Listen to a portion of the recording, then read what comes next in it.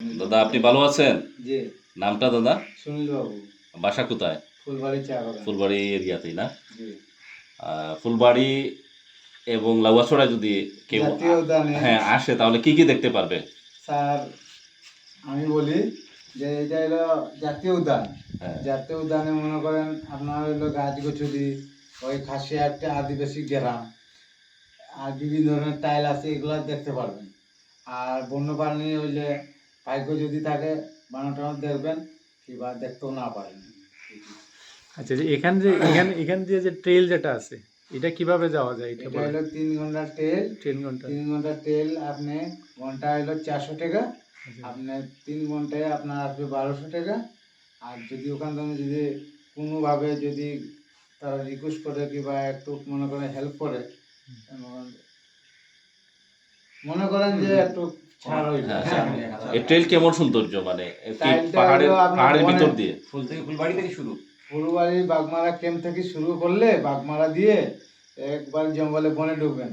বনের জঙ্গলগুলোতে আমাদের যে বাইক যায় কিংবা মনে করেন গাড়ি যায় এইরকম রাস্তা না, পাহাড়ে হাঁটার রাস্তা, চিপা রাস্তা। চিপা রাস্তায় যেমন বন্যপ্রাণী আমাদের সাপ আছে, বিছা আছে, এগুলো লাগতেও পারে কিংবা নাও লাগতে পারে, কিংবা আপনারা দেখতেও পারেন। এইভাবে করে করে। তাহলে জীবনের ঝুঁকি কেমন এদিকে যাওয়াটা? জীবনের ঝুঁকি বলতে মানে গাইড যদি নিয়ে যান তাহলে মনে করেন নিরাপদ। বাঘটাক আছে নাকি? বাঘ, সাপ, আক্রমণ কি কাউকে করছে কখনো?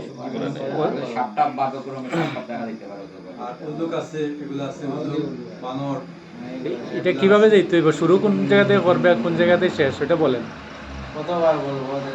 শুরুটা হইলো বাগমারা ক্যাম্প থেকে আপনি বসছেন, যে এখান থেকে শুরু করলে 3 ঘন্টা টাইলে আপনি লাউয়াছড়া জাতীয় উদ্যানে আবার বাগমারা ক্যাম্প মানে হচ্ছে যে ফুলবাড়ি থেকে ফুলবাড়ি চা বাগানের এরিয়া, আর একবারে 3 ঘন্টার শেষে আপনি ওই লাউয়াছড়া জাতীয় উদ্যানে পৌঁছায় দিবে গাড়িটা। জি জি।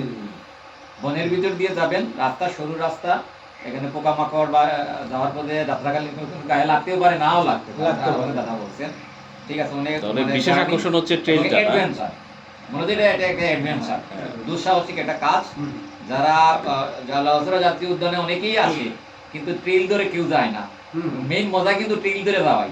ট্রেল ধরে যাওয়াটাই কিন্তু সবচেয়ে বড় মজা। আপনারা যারা আসেন, আমার দাদা আছেন ফুলবাড়িতে, দাদার নাম সুনীল। দাদা আপনি কি গাইড হিসেবে কাজ করেন? আপনি কি গাইড হিসেবে কাজ করেন?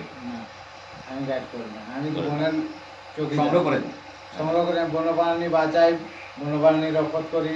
বন্যপ্রাণী কোনো জায়গায় আটক হয় ওগুলা উদ্ধার করি, বন্যপ্রাণী মারা গেলে ওগুলা উদ্ধার করি। আমি বন্যপ্রাণীকে বাঁচাই, রাখি, এরপরে দাফনও দিই। যদি বন্যপ্রাণী গাড়িতে মারা গেলে ওগুলো দাফনও দিই।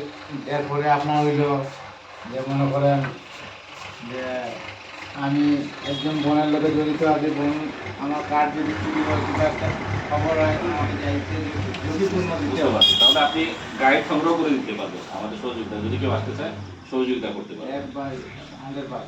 তাহলে লাউয়াছড়া শ্রীমঙ্গল থেকে আসা যায়, কমলগঞ্জ থেকে আসা যায় তাদের গাড়িতে। ঠিক আছে, আর লাউয়াছড়া আসলে পড়ছে কমলগঞ্জ থানাতেই। অনেকেই মনে করে তো লাউয়াছড়া মানে শ্রীমঙ্গল।